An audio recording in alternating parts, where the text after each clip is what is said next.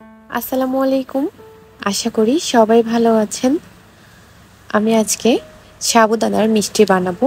আশা করি আজকের রেসিপি আপনাদের কাছে ভালো লাগবে। রেসিপি ভালো লাগলে লাইক, কমেন্ট, শেয়ার করবেন। তো চলুন ফুল রেসিপি দেখে নেওয়া যাক। প্রথমে একটা বোল নিয়েছি আর দিয়ে দিয়েছি 1.5 কাপ পরিমাণ সাবু। এখন এই সাবুদানার মধ্যে আমি পানি দিয়ে দিচ্ছি। আমি আন্দাজ মতো পানি দিয়েছি। একটু একটু করে পানি দিয়েছি। আমি এখানে 3 বার পানি দিয়েছি। তো আমার কাছে যতটুকু পরিমাণ মনে হয়েছে, আমি ঠিক যতটুকু সাবু নিয়েছি ঠিক ওই পরিমাণেই কিন্তু পানিটা দিয়েছি।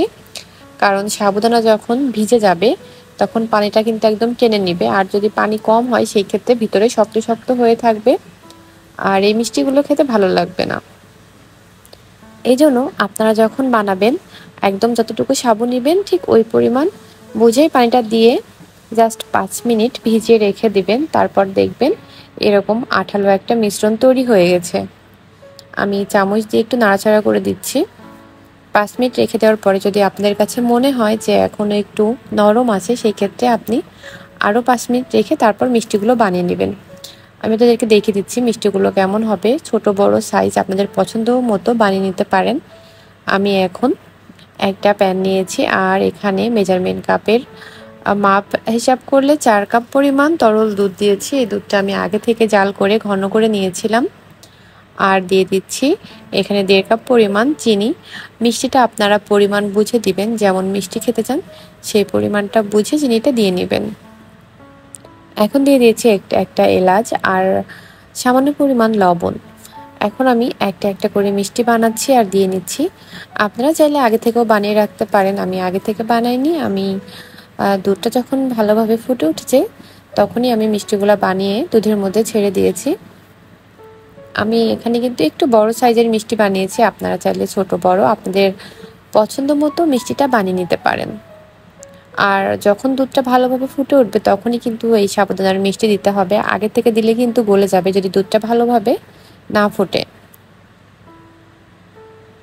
মিষ্টিগুলো দেওয়ার পর চুলার আঁচটা মিডিয়ামে রেখে 5 থেকে 7 মিনিটের মতো ভালোভাবে জাল করে নিতে হবে।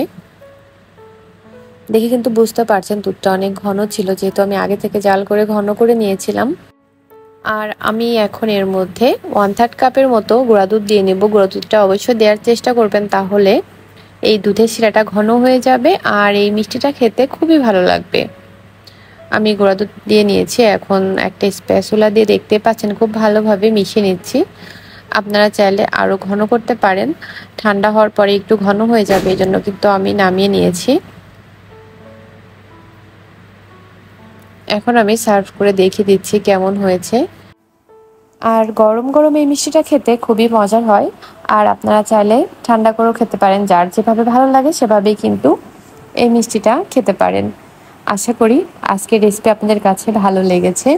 দেখতেই পাচ্ছেন আমি উপর থেকে কিন্তু দুধের শিরা দিয়ে দিয়েছি। আর আপনারা চাইলে কিন্তু এখানে বাদাম কুচি দিয়ে সার্ভ করতে পারেন। আর এখন কিন্তু দেখে বুঝতে পারছেন দুধের শিরাটা অনেকটাই বেশি ঘন হয়ে গেছে।